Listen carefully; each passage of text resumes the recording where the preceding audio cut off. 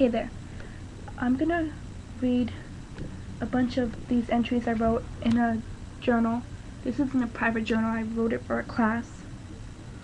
And some of these entries, I'm looking back at them, and they're really good. They make really good points, so I'm gonna flip through pages and read them to you because I think these need to be shared. So here's the first one. Society has changed a lot throughout time. Today's generation is more into technology than any generation. Teens depend a lot on their computers and cell phones and pretty much glue themselves to it every day. But we text so much now and depend on our computers a lot. We're forgetting the simple stuff like writing a letter or spelling. Sometimes handwriting's a problem too. If you take away any kid's cell phone and computer, they probably wouldn't know how to live because you're taking away what they do and know best. Growing up in today's generation is different than others. I wish I was a little older back in the 90s so I could remember it better. Once we hit the year 2000, that's when I slowly began seeing society changing. I didn't really start caring until I was 15. I've been noticing society is going downhill. It's mostly due to the music people listen to and the things we see on TV. Most people could care less about their future, so they believe that they shouldn't bother learning stuff they'll never need to know. I want to grow up to be successful. I'm not like those people. I want to help society, and I'm going to try best to keep that goal. Somehow, I'll make a difference in this world. Society. It can mean so much. It has millions of meanings, but how can one word be so powerful? How is it okay when people love something, but bad when people hate it? How is it okay for lesbians to go to prom, but not two guys? What does society dictate as good music? How come suicide is frowned upon in society? All questions that people can ask about society, but hard to come up with an answer. Ask someone what society means to them, and every person you ask will get you different answers. When a word has so many meanings, it is very easy to forget the real meaning.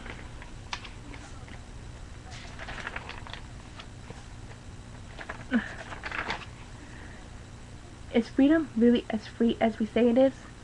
Although our First Amendment says freedom of speech, press, and religion, does that really mean we have all that? No one is completely free, otherwise things would cause chaos. Freedom may be limited, but we still have the right to do what we want. We just have to face consequences if we break a rule in school or a law out in the world.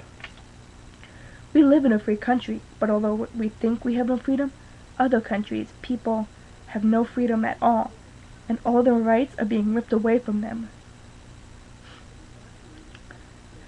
We have the freedom to help others, and that's what we should be doing with our freedom. How come, if you're gay, lesbian, or bisexual, it means that you're less free? How come homosexuals can't have the same freedom as heterosexuals? Homosexuals are just people who get attracted to the same sex or both sexes. How does that make them different? How come two girls or two guys can't get married, but a girl and a boy can? There is less freedom if you're homosexual, but if you're an American citizen, shouldn't you get the same right as heterosexuals?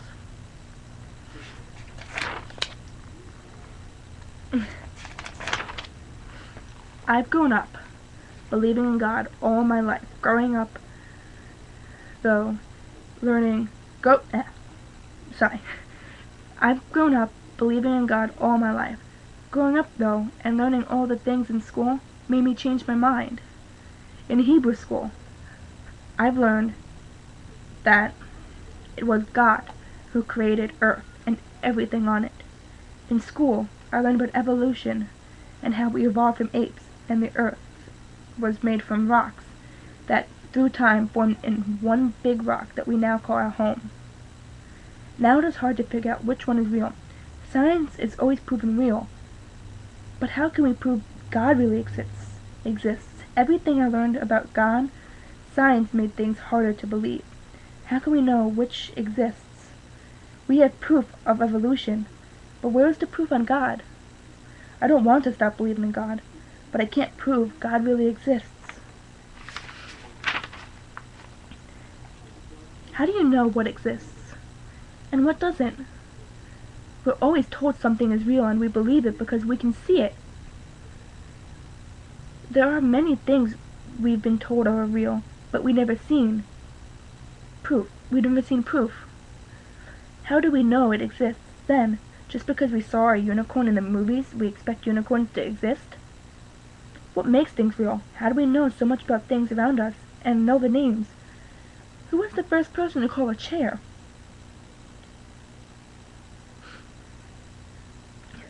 Who was the first person to call a chair a chair? Anyway, who was the first person to sit on a chair? These questions are never answered or wondered.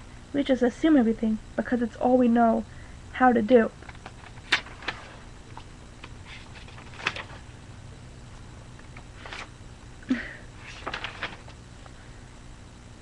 Is technology destroying the beauty of nature? I think so many people are so glued to the computers they don't really appreciate nature anymore. As a kid, I used to love to go outside and play all day. I would look up in the sky and figure out what the clouds looked like. As I grew older, I spent less time inside and more time outside.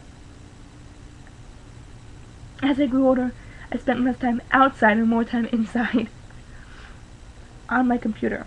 Kids tend to get very lazy with all their technology, especially teens that drive. With everyone getting cars and driving now, no one really appreciates nature like they used to. Our planet is slowly dying, and everyone is too busy with their technology. Losing nature with age.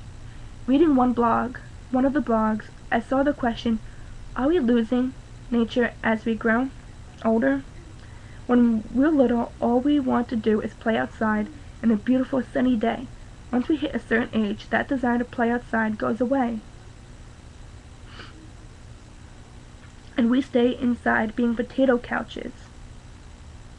Or, well, couch potatoes.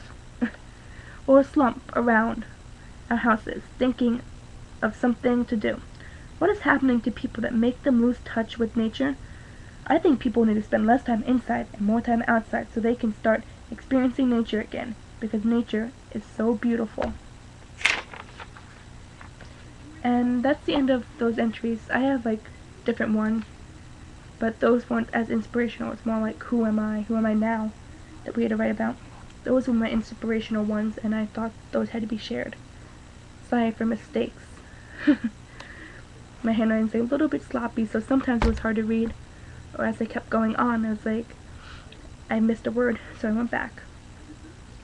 But I hope everyone liked my inspirational speeches, because I look back on these and I'm like, wow, those are deep. And it's true. People need to see the world a little bit better so we can have a nicer planet. So I'm gonna go because it's a really long video. And I'm just rambling, so bye.